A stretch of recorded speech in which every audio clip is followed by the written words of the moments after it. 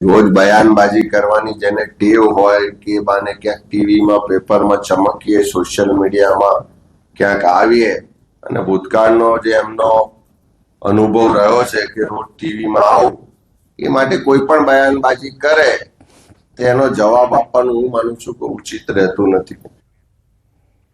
નવસારીના વાંસામાં ભાજપના આદિવાસી સંમેલન પૂર્વે ભવ્ય રેલી યોજાઈ।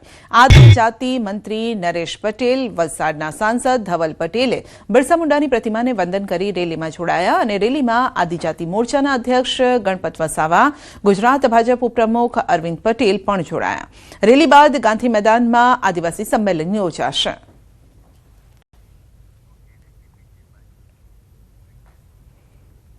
હિંમતનગરમાં પુલવામા આતંકી હુમલામાં શહીદ થયેલા જવાનોને શ્રદ્ધાંજલિ આપવા જનજાગૃતિ રેલી યોજવામાં આવી। રેલીમાં સાબરકાંઠા સહિત અન્ય જિલ્લાઓમાંથી આવેલા જવાનોના પરિવારો અને મહિલાઓએ શહીદ જવાનોની તસવીરો હાથમાં રાખી શ્રદ્ધાંજલિ અર્પી, જેમાં પેરામિલિટરી સંગઠનના સભ્યો, નિવૃત્ત આર્મી જવાનો પણ જોડાયા। તેમજ શહીદ જવાનોને યોગ્ય દરજ્જો અને તેમના પરિવારોને પેન્શન, અન્ય સુવિધા આપવામાં આવે તેવી માંગ કરાઈ।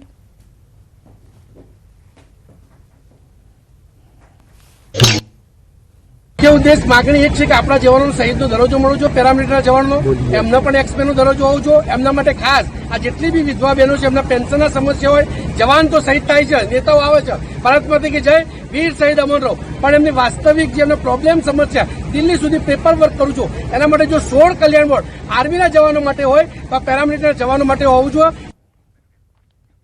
14 ફેબ્રુઆરી વેલેન્ટાઇન્સ ડે જેની ઉજવણી થઈ રહી છે। બીજી તરફ વાપીની જ્ઞાનગંગા શાળામાં વેલેન્ટાઇન્સ ડેની ઉજવણીના બદલે માતૃ પિતૃ પૂજન દિવસ તરીકે તેને ઉજવવામાં આવ્યો। વેલેન્ટાઇન્સ ડે એટલે પ્રેમીઓનો દિવસ નહીં, પરંતુ માતા પિતાને પૂજવાનો દિવસ। આ રીતે ઉજવણી કરવામાં આવી અને બાળકોને પ્રેરણા અપાઈ। શાળા પરિસરમાં યોજાયેલા માતૃ પિતૃ પૂજન વિધિમાં શાળાના 1000થી વધુ બાળકો, તેમના માતા પિતા આ પૂજામાં જોડાયા, જ્યાં બાળકોએ પોતાના માતા પિતાની પૂજા આરતી કરી અને શાળામાં છેલ્લા 13 વર્ષથી 14મી ફેબ્રુઆરીના દિવસે માતૃ પિતૃ પૂજન દિવસ તરીકે ઉજવવામાં આવે છે। અમારી શાળામાં માતા પિતાને બોલાવે છે, તેમની પૂજા કરે છે અને માતૃપિતૃ દિવસ દર વર્ષે મનાવે છે, એમના આશીર્વાદ લે છે। આજના બાળકો પાશ્ચાત્ય સંસ્કૃતિને સ્વીકારે છે, પણ આપણી ભારતીય સંસ્કૃતિ પ્રમાણે નાના બાળકોને આપણી સંસ્કૃતિ શું છે એ અમારી શાળા શીખવાડે છે। મ્યુનિકમાં યોજાયેલા સિક્યુરિટી કોન્ફરન્સમાં વિશ્વની 15 અગ્રણી ટેકનોલોજી કંપનીઓએ મળીને ટ્રસ્ટેડ ટેક અલાયન્સની સ્થાપના કરી અને આ ગઠબંધનમાં આફ્રિકા, એશિયા, યુરોપ, ઉત્તર અમેરિકા સહિત 10 દેશોની કંપનીઓ સામેલ છે, જે સુરક્ષિત અને વિશ્વસનીય ટેકનોલોજી માટે સંયુક્ત રીતે કામ કરશે। કનેક્ટિવિટીથી લઈને ક્લાઉડ, આ સાથે સોફ્ટવેર, એઆઈ સુધી એક સામાન્ય સિદ્ધાંતો હેઠળ પારદર્શિતા, ડેટા સુરક્ષાને પ્રાથમિકતા આપવામાં આવશે। તમામ કંપનીઓએ વિશ્વસનીય વૈશ્વિક ટેકનોલોજી પ્રદાતા તરીકે વિકાસ, અમલીકરણ, સંચાલન માટે 5 સ્પષ્ટ સિદ્ધાંતો પર સહમતિ વ્યક્ત કરી। અલાયન્સનો હેતુ ટેકનોલોજી પ્રત્યેનો વિશ્વાસ વધારવાનો, વૈશ્વિક આર્થિક વિકાસને પ્રોત્સાહન આપવાનું છે।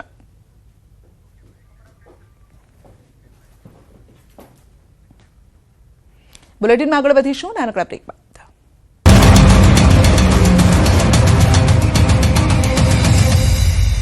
સ્થાનિક સ્વરાજની ચૂંટણી પહેલા નવસારી જિલ્લામાં ભાજપમાં ભડકો થયો છે। છેલ્લા 3 દિવસથી રાજીનામાનો દોર શરૂ થઈ ગયો છે।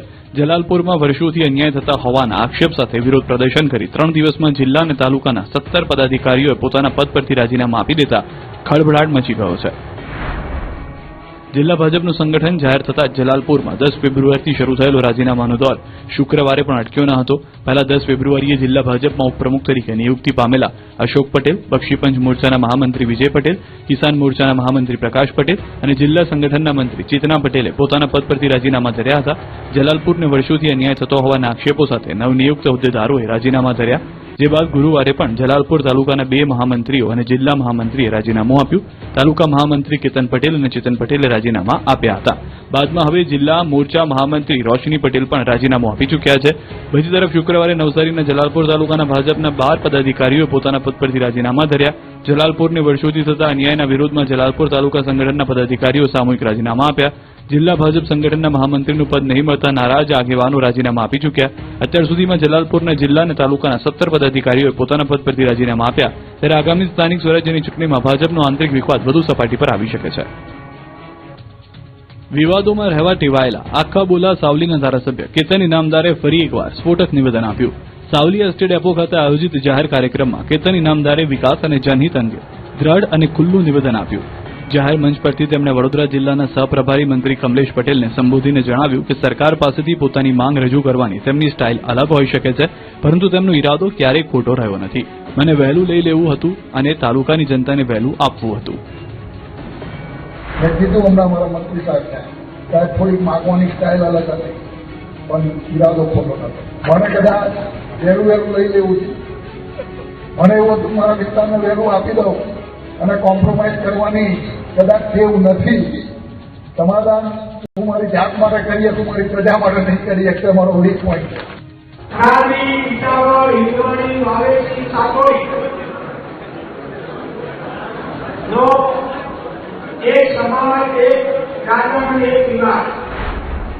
ઠાકોર, ક્ષત્રિય, રાજપૂર, ભીલ સહિતના સમાજની માફક મારવાડી ચૌધરી સમાજે કંઈક આ રીતે બંધારણના શપથ લીધા. સામાજિક એકતા અને સમાજના ઉદ્ધાર માટે મોટાભાગના સમાજો એકરૂપ બની રહ્યા છે, ત્યારે ઉત્તર ગુજરાતમાં વસેલો ચૌધરી સમાજ હવે નવી પહેલ તરફ વળી રહ્યો છે. વાવ થરાદમાં મારવાડી ચૌધરી સમાજ દ્વારા સામાજિક બંધારણને આખરી ઓપ અપાયો. એક સમાજ એક જાજમ એક રિવાજ મુજબ ઘડાયું બંધારણ. લગ્ન પ્રસંગ, મરણ પ્રસંગ, જન્મ પ્રસંગ, શ્રીમંત, વ્યસન, ઓઢામણી, સગપણ સાથે અન્ય મુદ્દાઓ બાબતે સુધારણા કરવામાં આવ્યા. રાજેશ્વર ધામ ચાકડા ખાતે મળી મારવાડી ચૌધરી સમાજને મળેલી બેઠકમાં મહંત દયારામજી મહારાજ ગાદીપતિ રાજેશ્વર ધામ શિકારપુરાની હાજરીમાં સમાજના આગેવાનોએ બંધારણના શપથ લીધા. કુરિવાજોને તિલાંજલિ આપી સમાજનું નવું બંધારણ ઘડ્યું. ગીર સોમનાથ જિલ્લાના કોડીનાર તાલુકાના ડોળાશા ગામે કારડિયા રાજપૂત સમાજના એક વેપારી યુવક પર થયેલા ગંભીર હુમલાની ઘટનાએ સમગ્ર જિલ્લામાં ચકચાર મચાવી છે. ગીર સોમનાથના કોડીનાર ડોળાસાના વેપારી પર હુમલાના વિરોધમાં બજારો બંધ રાખી રેલી યોજી વિરોધ વ્યક્ત કરવામાં આવ્યો. પોલીસે પણ આ મામલે એક વ્યક્તિની અટકાયત કરી છે અને આ મામલે વધુ લોકોની અટકાયત થઈ શકે છે. મહત્વનું છે કે કોડીનારના ડોળાસા ગામે હાર્ડવેરની દુકાન ચલાવતા દિલીપભાઈ જેઠાભાઈ મોરી પર મોડી રાતના ઉનાના 4 માથાભારે નિલય રામભાઈ વાળા અને તેના સાગરીતોએ જીવલેણ હુમલો કર્યો હતો, જેથી વેપારી લોહીલુહાણ હાલતમાં કોડીનારની હોસ્પિટલમાં ખસેડવામાં આવ્યા. આ ઘટનાની જાણ ડોળાસાના વેપારીઓ, ગામના લોકો અને સમસ્ત ક્ષત્રિય કારડિયા રાજપૂત સમાજના લોકોને થતા વાતાવરણ તંગ બન્યું. એક નિર્દોષ વેપારી ઉપર બેરહેમીથી હુમલો કરવામાં આવતા લોકોમાં રોષ છવાયો. ડોળાસા ગામ, કોડીનાર તાલુકો અને ક્ષત્રિય કારડિયા રાજપૂત સમાજમાં ઉગ્ર પ્રત્યાઘાત પડ્યા અને બજારો સજ્જડ બંધ રાખીને વિરોધ કરવામાં આવ્યો. સમાજના અગ્રણીઓ અને ગામના પ્રતિનિધિઓ દ્વારા મામલતદાર કચેરી તેમજ કોડીનાર પોલીસ સ્ટેશન ખાતે આવેદનપત્ર પાઠવી આરોપીઓ સામે તાત્કાલિક અને કડક પગલાં લેવા માંગણી કરવામાં આવી હતી. ઉગ્ર વિરોધ પ્રદર્શન, ઝપાઝપી અને પોલીસ સાથે રકઝકના દ્રશ્યો જામનગરના છે, જ્યાં હનુમાન ટેકરી સહિતના વિસ્તારોમાં રેલવે